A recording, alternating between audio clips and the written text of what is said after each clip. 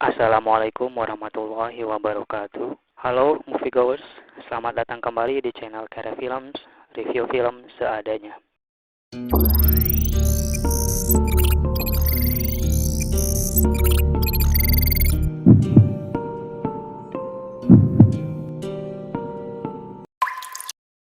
The Invisible Man ditulis dan disutradarai oleh Lane Whannell, dibintangi oleh Elizabeth Moss sebagai Cecilia, bercerita tentang seorang perempuan yang berhasil kabur dari rumah pacarnya yang abusive.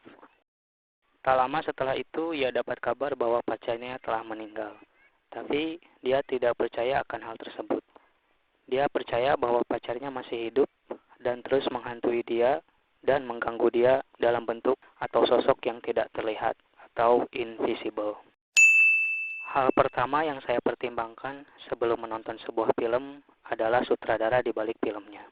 Lane Whannell, sutradara di balik film The Invisible Man ini, merupakan sutradara di balik film Upgrade, Movies Which I Really Love. Sebuah film sci-fi dengan premis sederhana dan budget yang sederhana pula. Tapi dengan eksekusi dan packaging yang menarik, filmnya memberikan kesan tersendiri terhadap saya. Dan lagi, lewat film The Invisible Man ini, Lane Whannell kembali berhasil membuktikan bahwa dia sutradara yang bagus dalam mengeksekusi film dengan budget yang terbatas, tapi menghasilkan film yang berbekas. Dia pintar mengeksekusi materi yang ada dengan budget yang ada pula.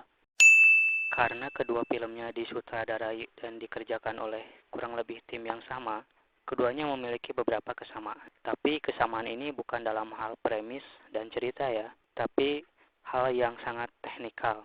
Mulai dari set yang minimalis, visual effect yang sederhana tapi tepat guna, dan yang paling jelas yang menyamakan keduanya adalah penggunaan shaky cam di beberapa adegan. Tapi kesamaan ini bukan jadi hal yang negatif ya, malah jadi stand out tersendiri di filmnya. Hal-hal teknis ini cuma sedikit callback bagi penonton yang sudah menonton karya Lane Whannell sebelumnya. Jika kalian belum pernah menonton film Upgrade, mungkin kalian tidak akan menotis hal-hal ini. Hal teknikal lain yang jadi stand out di film ini adalah sound design. Ini berkaitan dengan cerita filmnya ya, masuk sedikit spoiler mungkin. Seperti judul dan premisnya, The Invisible Man tentunya film berkaitan dengan sesuatu atau dalam film ini seseorang yang tidak terlihat atau invisible. Diceritakan bahwa Adrian, pacar dari Cecilia yang abusif dan psikopat itu, meninggal dunia. Tapi si Cecilia ini nggak percaya bahwa si pacarnya itu sudah meninggal. Dia percaya bahwa pacarnya masih hidup dan berhasil nemuin suatu cara buat membuat dirinya tidak terlihat. Hal ini dibuktikan dengan kejadian-kejadian yang dia alami. Dia terus-terusan diganggu oleh sosok yang tidak terlihat. Nah, si Lane Whannell ini pintar banget buat menghadirkan sosok yang tidak terlihat itu. Kehadiran sosok yang tidak terlihat di film ini terasa banget dengan atmosfer dan sound design yang ia hadirkan di film ini.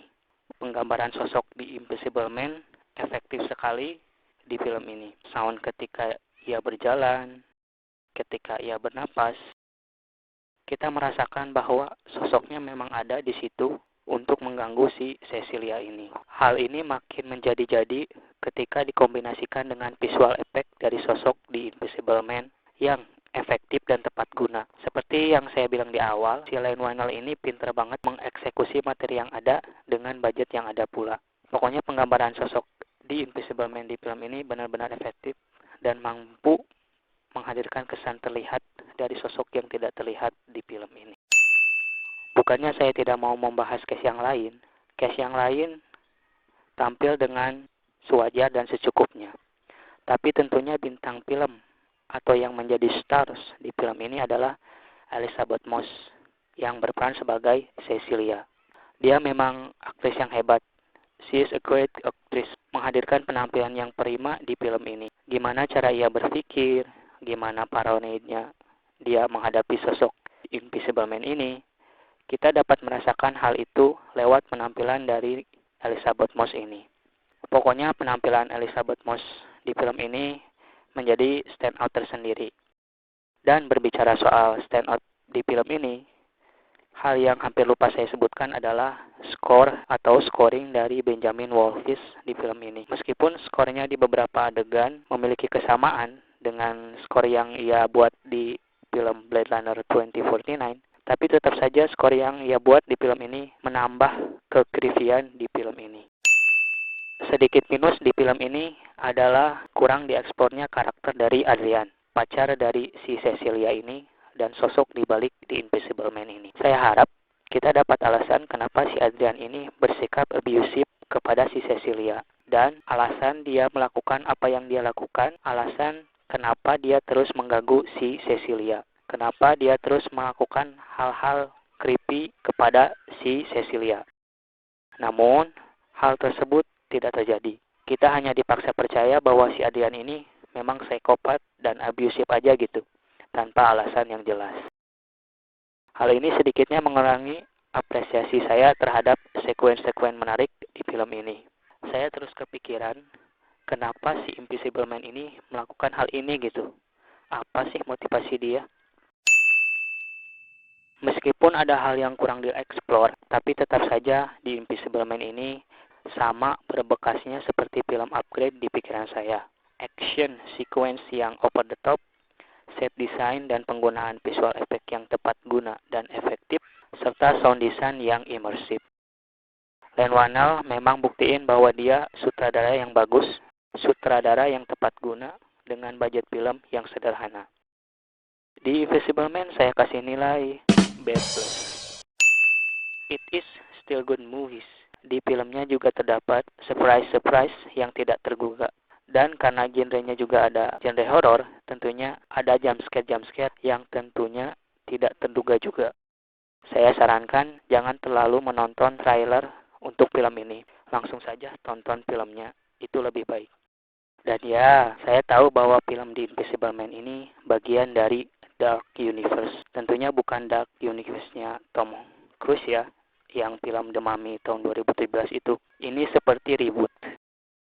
Tapi karena filmnya tidak terlalu fokus akan hal tersebut, which I really like, jadi saya tidak akan bahas lebih jauh tentang hal ini.